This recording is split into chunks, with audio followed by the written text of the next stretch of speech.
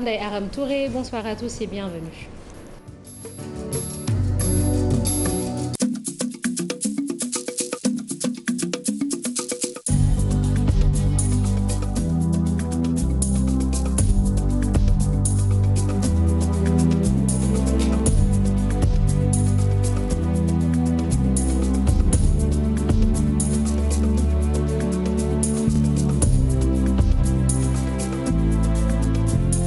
À la une ce soir, après avoir répondu à sa convocation, Souleymane Teliko parle de tentative d'intimidation et de déstabilisation. Le président de l'Union des magistrats du Sénégal a été auditionné par l'inspection générale de l'administration de la justice. Pour Seydi Gassama, c'est une énième affaire qui ternit l'image de la justice.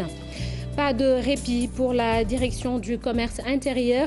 Des boulangeries qui ne respectent pas la réglementation sont fermées sans autre forme de procès. Reportage à Ben Tali dans ce journal. Le plan Orsec pas totalement effectif dans des localités de la banlieue de Dakar. Les sinistrés des inondations se débrouillent avec l'aide de quelques bonnes volontés. Au même moment, Aly Ngouille Ndiaye, le ministre de l'Intérieur, annonce des moyens supplémentaires à Diourbel pour évacuer les eaux de pluie. Et puis 27 malades du coronavirus, c'est le dernier bilan du ministère de la Santé. Des chiffres à la baisse comparés à ceux d'hier. Sur le terrain, la sensibilisation se poursuit. Le milieu du travail est fortement concerné.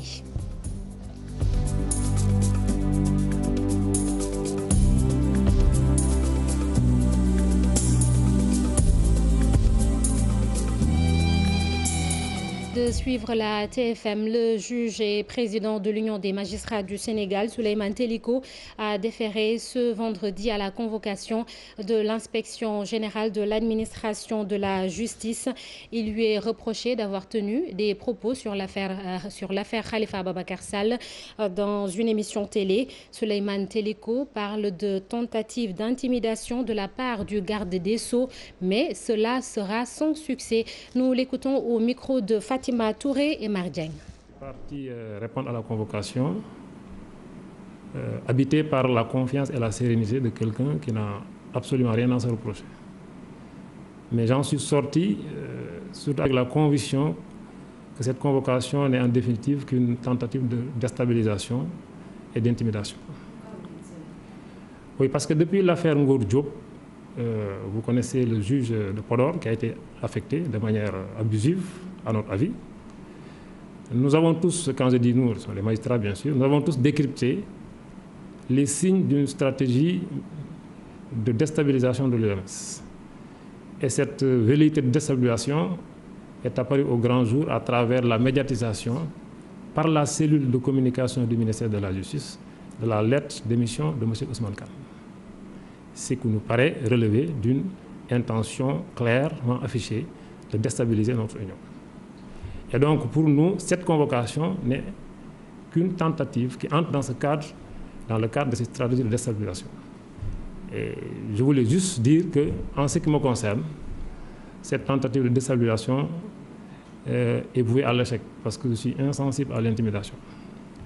Nous estimons simplement que le ministère de la Justice est chargé de mettre en œuvre la politique du gouvernement dans le domaine de la justice.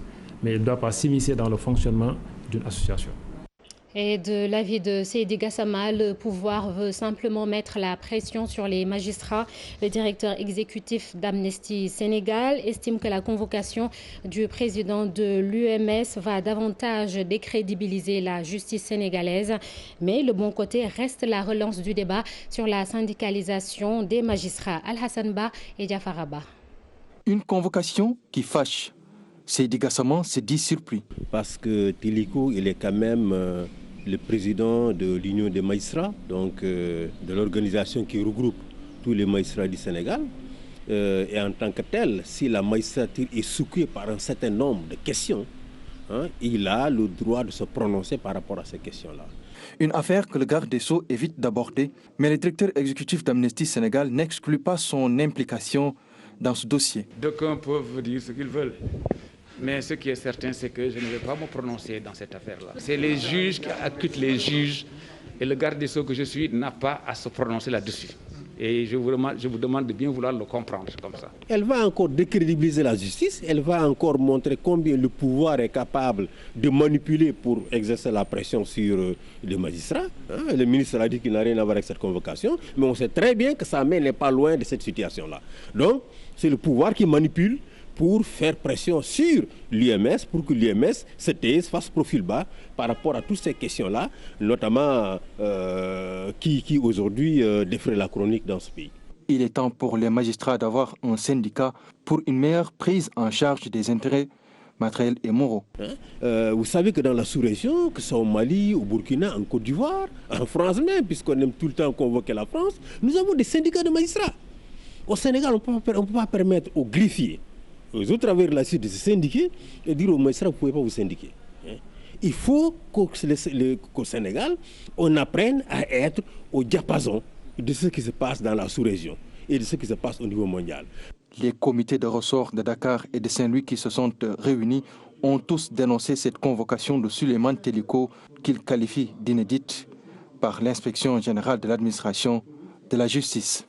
Al-Hassan Ba, et puis ce communiqué du ministère de la Justice, le garde des Sceaux, ministre de la Justice, dans sa volonté de faire respecter les règles éthiques déontologiques édictées par la loi organique numéro 2017-10 du 17 janvier 2017 portant statut des magistrats, informe que tous les manquements imputés à des magistrats et portés à sa connaissance ont donné lieu à une saisine du Conseil supérieur de la magistrature, statuant en formation disciplinaire après une enquête diligentée par l'inspection générale de l'administration de la justice. À cet égard, le ministère tient à préciser que depuis avril 2019, date de sa prise de fonction, le ministre lui-même, tous les rapports de ligage ayant révélé des manquements ont été transmis par ses soins aux autorités judiciaires compétentes en vue d'un traitement approprié. Le ministre de la Justice rappelle également que cette règle sera appliquée sans discrimination aucune à tous les magistrats contre qui des fautes disciplinaires auront été relevées. Et on parle de tout à fait autre chose. Plusieurs boulangeries qui ne respectent pas la réglementation ont été fermées par le ministère du Commerce et les opérations se poursuivent. Parmi les griefs retenus contre les gérants, défaut de déclaration, transport illégal ou encore insalubrité. Maïmouna Ndiaye et Amadouba ont suivi des contrôleurs à Benetali où 2 boulangeries ont été contraintes de baisser rideau. Reportage. Dans ce quartier populaire de Dakar, dans ce coin se trouve une boulangerie. Dans ce site non déclaré, on aperçoit ce pétrin à pain, preuve d'une activité illicite et loin d'un cadre hygiénique. Une insalubrité caractérisée qui ont poussé ces contrôleurs du commerce intérieur de Dakar à fermer le site. Il est chargé d'aller se présenter au niveau du service régional du commerce de Dakar pour éventuellement un contrôle documentaire. S'il n'est pas, il complète la documentation pour qui consiste à avoir la déclaration d'exercice de la boulangerie. Non loin de là, un magasin. Ne vous fiez pas aux enseignes, car nous sommes dans une pâtisserie clandestine. C'est notre frère qui nous a guidés jusque là-bas et on a trouvé qu'il était en train de produire des produits de la pâtisserie. Bon. Quand on lui a posé la question, il n'avait aucun document avec lui. Et on a eu à procéder à la fermeture. Les 2 propriétaires devront répondre devant les autorités pour justifier leur agissement. Hier, la zone où on était, on a eu à fermer 3 boulangeries en ville, les autres aussi dans les zones où ils étaient. Nous, on avait recensé 3 boulangeries qui n'étaient pas qui avaient pour transport irrégulier de pain. Une vaste opération du service régional du commerce de Dakar, elle a permis de dénicher quelques boulangers qui ne respectent pas les normes de travail. Ces équipes feront le tour dans tous les départements du Sénégal. Cette méthode utilisée par le ministre du Commerce est jugée expéditive par certains. Le directeur d'Eurogerm Sénégal, entreprise évoluant dans la filière blé-farine, suggère à la tutelle d'assainir le secteur, mais de façon graduelle. Amadou Seck est interrogé par Mamadou Fall et Mohamed Dieng. Qu'il y ait une méthode forte, parce que ça n'apporte rien du tout, fermer les boulangeries. Mais par contre, il faut discuter avec les boulangers et trouver une solution et leur donner encore des délais supplémentaires pour qu'ils viennent s'inscrire et se conformer à la loi. Le système tel qu'il est conçu par Ndiaye Mombourou ne fonctionnera jamais. Parce que nous avons tous, partout dans le monde, on a l'habitude d'aller en boulangerie acheter notre baguette. Je suis d'accord dans la distribution, que ce soit le pain transporté au niveau des pousse-pousse, au niveau des mégas, au niveau des taxis, ne serait-ce que pour les règles d'hygiène. Il faut bannir ces principes-là. Par contre, le système de Ndiaye Mombourou n'existe nulle part. Même les pays les plus développés, en Finlande, en Norvège, ce système n'existe pas. J'ai entendu le directeur du commerce intérieur dire que les maisons ont un système de box, une clé pour le livreur, une clé pour le propriétaire. Il vient chercher son pain. Je pense que ça ne marchera jamais. Cette information, avant de poursuivre le journal, c'est confirmé. Le Grand Magal de Touba sera célébré le 6 octobre 2020. Le croissant lunaire est apparu ce soir. Une dizaine de jours après le déclenchement du plan Orsec, des zones comme Keur Massar, Yeumbeul ou encore Djeddah Thiaroye Kao ne voient rien pour le moment. Les populations cohabitent toujours avec les eaux de pluie. Ces sinistrés sont impatients de recevoir leur part des 2,5 milliards et des 2,5 milliards annoncés pour les familles touchées. Reportage dans la banlieue de Dakar, Habib Faye et Modou Diop. Le président de la République a entamé le déroulement du plan Organisation des secours en faveur des victimes des fortes pluies tombées dans plusieurs régions du Sénégal. Des solutions structurelles et conjoncturelles sont envisagées, mais certains sinistrés n'ont encore rien et vivent toujours dans le désarroi. Nous n'avons encore rien vu. Si ce plan existe, il n'est pas encore effectif chez nous. Il n'y a pas de canon d'évacuation à Djeddah Thiaroye Kao. Il y avait beaucoup d'eau dans ma maison. Vous pouvez faire le constat. Nous avons juste remblayé ici. Mais quand il pleut encore, nous serons dans le désarroi. Du soutien, c'est ce qu'ils veulent. Un brin d'espoir renaît dans le plan Orsec, affirme-t-il. C'est nous qui faisons la quête pour acheter le carburant. Nous ne pensons même pas à la nourriture. À Yeumbeul Kayor, seuls les jeunes sont sortis pour évacuer l'eau par leurs propres moyens. Mais nous avons espoir avec le plan Orsec. On a mis 2 moustiquaires qui n'ont rien servi. Les enfants sont exposés. Ils passent la nuit dans la chambre inondée. L'appel du chef de l'État aux sinistrés, des bonnes volontés ont concrétisé l'appel en octroyant des motopompes. Nous sentons également responsables de leur équilibre social. C'est pourquoi nous avons choisi cette zone pour venir leur apporter notre soutien. Bon, évidemment, cette zone est notre premier point focal. Nous avons un deuxième point qui se trouve à quelques 500 mètres d'ici, où également nous déployons nos forces et nous apporterons vraiment notre soutien pour soulager ces populations-là. Toutefois, dans une note rendue publique, les services du ministre du Développement communautaire, de l'équité sociale et territoriale parlent d'une enveloppe de 2,5 milliards destinée aux ménages impactés, dégagée par la Banque mondiale à travers le projet d'appui aux filets sociaux. À Diourbel, le plan Orsec va passer à un niveau supérieur. Plus de moyens donc pour débarrasser les quartiers inondés des eaux. Aly Ngouille Ndiaye, le ministre de l'Intérieur, l'a annoncé lors d'une visite sur place. Nous l'écoutons au micro de Babacar Diouf et Ndongo Ndiaye.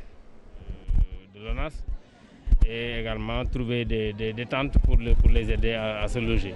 Je pense que dans les médias, ce qu'on peut faire. Quelle est la part de Diourbel dans le plan Orsec? Diourbel a une grande part que j'ai moi-même décidé d'augmenter. Donc parce que je connais un peu Diourbel. Voilà, donc Diourbel a une très grande part. Je pense que dans les régions, peut-être deuxième ou troisième. En tout cas au niveau des parts. Parce que vous savez, il y a d'abord une part qui est au niveau national et il y a également une part qui est au niveau déconcentré. Déjà dans les parts qui sont au niveau déconcentré, Diourbel a une bonne part. Je ne connais pas le montant de tête. Non, je ne connais pas le montant de tête. Mais je peux vous dire, parce que c'est moi-même qui ai pris la décision de l'augmenter, d'augmenter ce que le gouverneur avait demandé. De mettre, parce que je connais un peu la situation à Diourbel, à Touba, et à Bambey et à Mbaké. J'avais déjà eu les images. Donc, bon, le reste maintenant, on a des choses qu'on achète au niveau national. J'ai même décidé tout à l'heure, tout de suite, qu'on vous envoie de grandes pompes qui sont achetées au niveau national, qui ne sont pas dans le budget du Diourbel. Voilà. Et à l'issue de la réunion du bureau de l'Assemblée nationale mardi dernier, la mission d'information plutôt sur les inondations a été mise sur pied. La quinzaine de députés qui la composent va rencontrer tous les acteurs impliqués, selon le président du groupe parlementaire Benno Bokk Yakaar, Aymérou Gningue. Une plénière est aussi prévue à la fin des travaux. Nous écoutons Aymérou Gningue au micro de Al-Hassan Ba et Diafara Ba. Va rencontrer tous les acteurs, et je dis bien et j'insiste, tous les acteurs, qu'ils soient des acteurs politiques, qu'ils soient des acteurs opérationnels, pour justement procéder à l'évaluation stratifiée, en tout cas du plan décennal de lutte contre les inondations. Et ce n'est qu'à la fin que justement nous allons organiser une plénière à laquelle nous allons encore inviter à nouveau les ministres, accompagnés de leurs directeurs généraux, accompagnés des hauts fonctionnaires, pour qu'ensemble, dans une séance qui sera certainement radiodiffusée, télévisée, et pour que le peuple sénégalais puisse suivre justement la représentation nationale, fort du rapport qui a été établi, poser les bonnes questions aux ministres, faire ressortir ce qui a été fait et qui est bon, mais mettre le doigt aussi sur les insuffisances pour que, dans le cadre des budgets à venir, que nous puissions dégager des moyens additionnels permettant justement au plan de pouvoir s'exécuter. Je pense qu'au moment où nous sommes aujourd'hui pratiquement à la fin du mois d'octobre. La session, qui est une session unique, ordinaire, va s'ouvrir avant le 15 octobre. Il n'y a même pas de la place pour convoquer une session extraordinaire. Et on parle toujours des dégâts liés à l'hivernage. Les pluies ont endommagé le pont reliant 5 villages de la commune de Sansamba. Et pourtant, l'infrastructure a été réalisée il y a juste 5 mois. Les populations ont exprimé d'autres besoins, des routes, de l'électricité, de l'eau potable ou encore une connexion au réseau téléphonique. Le reportage sur place de Bakary Konté et Khali Diamé.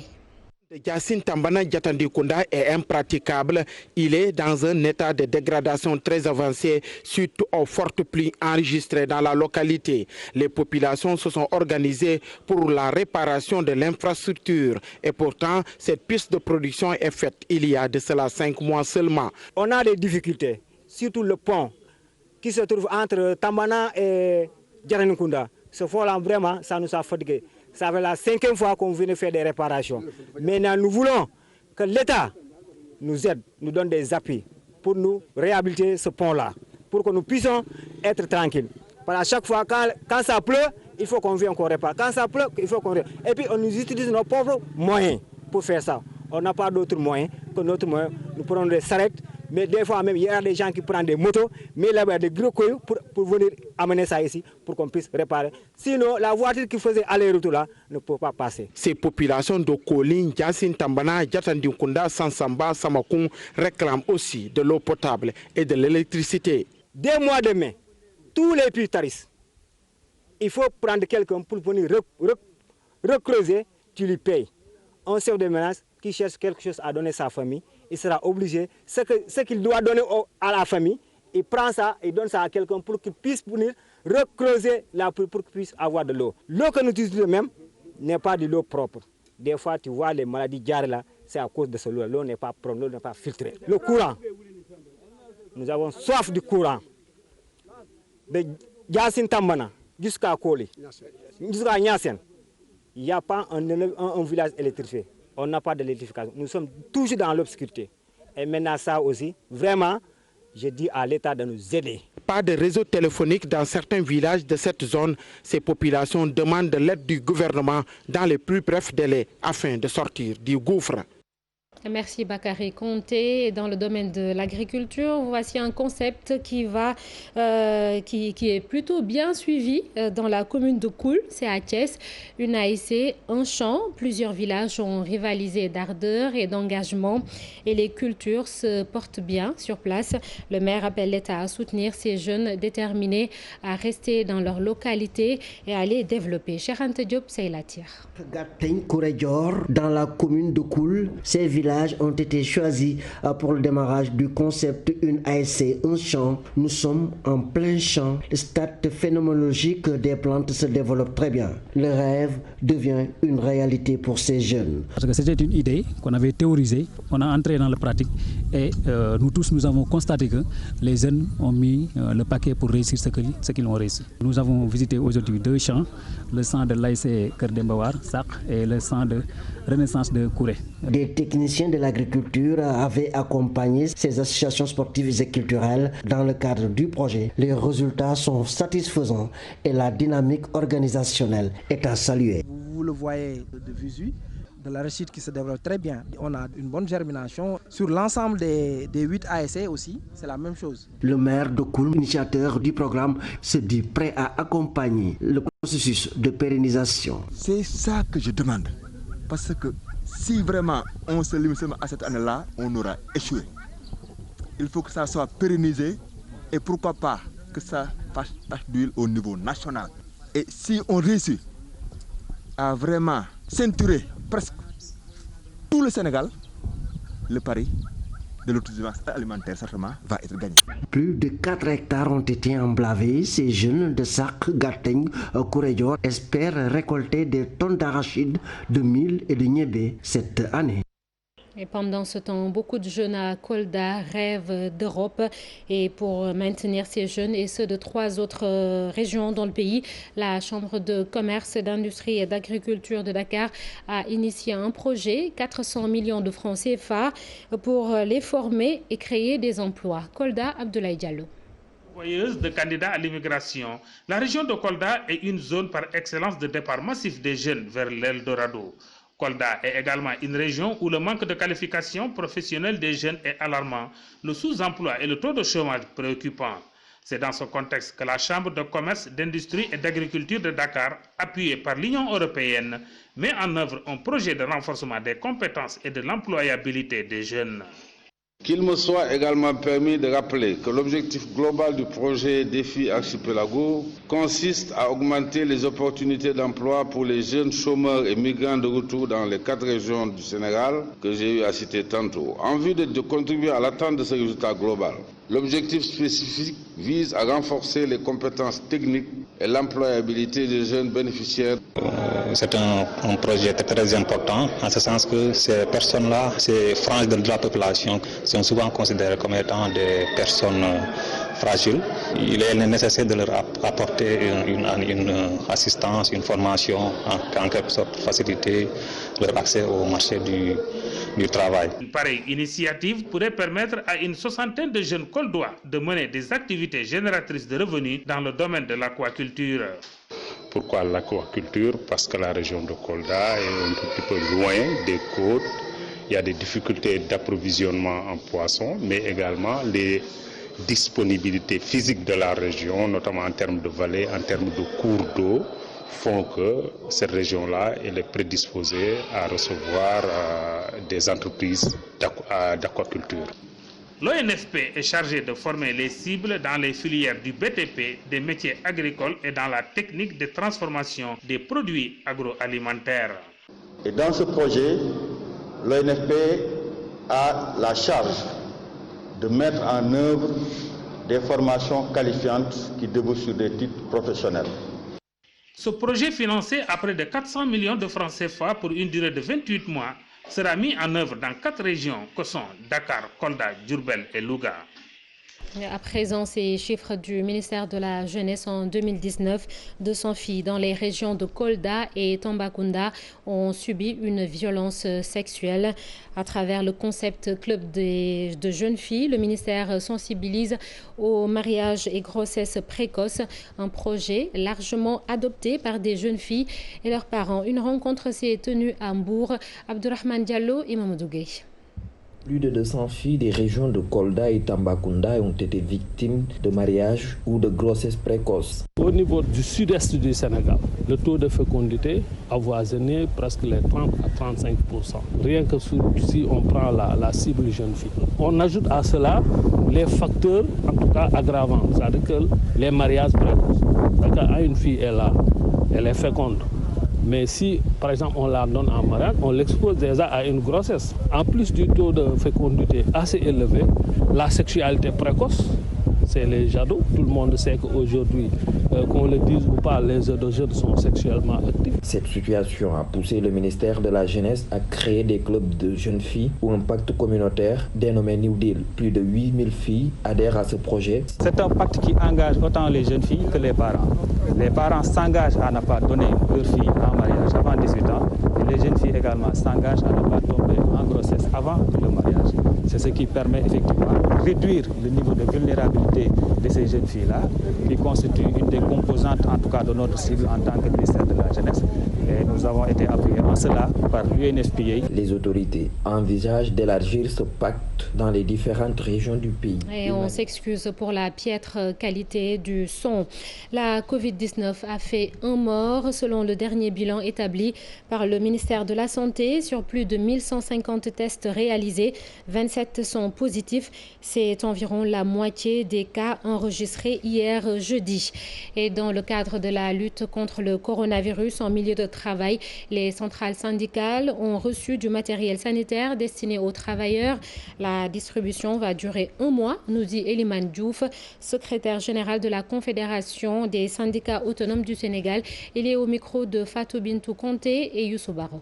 La cérémonie rentre dans le cadre de ce programme qui va se dérouler jusqu'au 15 octobre et où nous devons renforcer, comme je l'ai dit tout à l'heure, ce qui a été entamé par cette coalition des centrales au niveau des entreprises, au niveau du Sénégal et au niveau de tout ce qui a été fait pour appuyer le programme déroulé par le gouvernement du Sénégal à travers le ministère de la Santé pour que cette pandémie sorte en tout cas de notre pays et permette à notre économie de se dérouler. La pandémie, nous avons participé en tant qu'organisation à aider, à sauver d'abord le monde du travail, à sauver des travailleurs qui risquaient de perdre leur emploi, mais à continuer à faire en sorte que la sensibilisation aussi permette à ce que l'entreprise ne soit pas attaquée. Parce que si l'entreprise est attaquée, la production va être bloquée. Et si la production est bloquée, notre pays va tomber. Donc, cette interrogation, dans ce contexte sanitaire, dans quelles conditions rouvrir les salles et autres lieux de spectacle? Les ministres de l'Intérieur et de la Culture ont rencontré des acteurs culturels pour l'éventualité d'une reprise prochaine des activités. La présidente du conseil d'administration de la SODAV est revenue en détail sur cette rencontre. Ngone Ndour, que nous écoutons au micro de Ibou Diouf. Très heureux quand même de notre rencontre avec les ministres de la Culture et de l'Intérieur hier, qui nous a vraiment promis d'ouvrir quand même les salles, disons les petites salles pour le moment, et d'essayer de voir quelles solutions amener pour les grandes salles comme le Grand Théâtre, les stades ou bien Sorano. Les petites salles, c'est les restaurants, là où les restaurants, les hôtels, là où jouent les artistes fréquemment. Donc ça, c'est bon, il nous a dit que c'était bon, on attend quand même l'arrêter. Je pense que tout le monde l'a constaté, ça fait quand même plus de 7 mois qu'on ne travaille pas. Donc qui dit fermeture, dit voilà, que l'économie, l'impact est très grand. Donc aujourd'hui, moi je pense que l'État a entendu notre cri de cœur et voilà, on attend que les salles réouvrent et on attend un plan, quand même ce plan de relance qui doit accompagner l'ouverture des salles. Comme annoncé par le chef de l'État lors du Conseil des ministres de ce mercredi. Ngone Ndour était l'invité de la matinale de la TFM Info du matin. Une révélation sur les dernières volontés du président poète Léopold Sédar Senghor. Son ancien collaborateur et actuel président de l'Assemblée nationale, Moustapha Niasse, intervenu hier soir sur la TFM, a fait part d'une lettre secrète. Dans cette correspondance, le défunt chef d'État évoquait son souhait d'être inhumé à Joal avec son épouse Colette et leur fils Philippe Maguilène Senghor. Plus de détails avec Ibou Diouf. Une autre révélation de taille parlant de l'œuvre et de la vie du président poète Léopold Sédar Senghor. Moustapha Niasse, qui intervenait sur la TFM dans l'émission Wendelou, est revenu sur le souhait de l'enfant de Joal. Léopold Sédar Senghor a écrit cette lettre en 1996, dans laquelle l'ancien président avait émis son souhait d'être inhumé à Dakar, et à la mort de Colette Senghor, ils devaient tous être enterrés à Joal, ville natale du président poète. J'étais le seul détenteur de cette information avant de la remettre à sa famille le jour du décès de Colette Senghor, et personne n'a jamais eu cette lettre. Comme dans son poème Testament, poème épitaphe, l'enfant de Gnilane a toujours chanté Joal. Aujourd'hui, ses héritiers doivent honorer sa mémoire.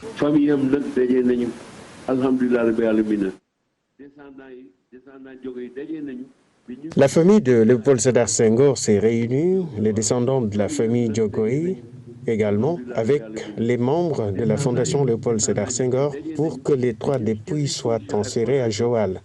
Son épouse Colette, son enfant Philippe. L'inhumation de Léopold Sédar Senghor et de sa femme Colette et Philippe Senghor, son enfant, cette révélation de Moustapha Niasse dans l'émission Wendelou, vient de donner une nouvelle tournure à cette affaire. Le 18e anniversaire du naufrage du bateau le Joola, c'est dans 8 jours. Les demandes des familles des victimes n'ont pas beaucoup changé depuis la tragédie. Elles réclament l'érection du mémorial du Joola et le renflouement du bateau. Après 18 ans, les souvenirs restent vivaces et douloureux pour ces familles. C'est un reportage signé Mamadou Fall. En essayant d'afficher une bonne mine, mais au fond d'elle, sa douleur est immense. Pourtant, cela fait 18 ans qu'elle a perdu sa mère dans le naufrage du bateau le Joola. Le 26 septembre demeure une journée de chagrin. Pas chaque le 26, je veux dire chaque mois de septembre. Comment je me sens? Je me sens très mal. Je suis de mauvaise humeur et je suis très agressif. Nous n'avons pas retrouvé les corps de nos parents. Il y a ceux qui ont eu la chance de retrouver les corps de leurs parents. Il y a d'autres qu'on a enterrés sans connaître les identités. Donc le renflouement nous permet de faire le deuil. On a besoin du renflouement du bateau. On a l'impression que nos parents sont toujours en train de flotter dans l'océan Atlantique, sans pour autant qu'ils aient un endroit où reposer. Le Joola ne doit pas être oublié. 18 ans après, les familles des victimes réclament toujours le renflouement du bateau, mais également l'érection d'un musée. Il s'agit de se souvenir, mais pas seulement, il s'agit de tirer des leçons. Parce qu'on parle de mémorial musée, mais on parle aussi d'un centre de recherche sur la sécurité humaine dans ce mémorial-là. Car aujourd'hui, nous nous rendons compte à travers les différents comportements que la vie humaine ne semble pas être la priorité. Nous ne sommes pas dans une société où on laisse nos familles, nos proches, comme ça sans les enterrer. Dans ma tradition, en tout cas dans ma culture, ça n'existe pas. Donc le renflouement, c'est une question de dignité humaine. Pour cette année, la commémoration sera particulière à cause de la Covid-19. Le comité prévoit un programme spécial virtuel, mais également une exposition de photos, plus la diffusion de vidéos. L'anniversaire, ce sera donc le 26 septembre prochain. Et puis cette information, sachez que dans 6 mois, les anciens passeports ne seront plus valables. Des changements seront opérés, notamment sur les passeports diplomatiques et ceux de service. Une réforme qui va porter sur la forme des titres de voyage, couleur et page de garde. Le passeport diplomatique est désormais rouge et le passeport de service bleu. L'information est donnée par le ministre des Affaires étrangères et des Sénégalais de l'extérieur, Amadou Ba, que nous écoutons avec Mohamed Samb et Younous Diatta. Aux instructions de M. le Président de la République, le ministère des Affaires étrangères et des Sénégalais de l'extérieur avait entamé en septembre 2019 la réforme des passeports diplomatiques et de services, dont l'objectif est la mise en place d'un système de production sécurisé, ultra-moderne de passeports biométriques. La réforme a permis de remplacer un système de production datant presque de plus de 10 ans par un système innovant avec une page de données en polycarbonate. En plus de l'intégration d'autres technologies de sécurité, le système garantit une plus grande autonomie. Il a été également opéré un changement dans la forme des titres de voyage, couleur et page de garde.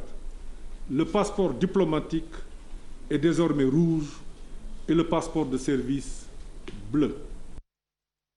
Et c'est la fin de ce journal. Merci d'avoir été avec nous. La suite de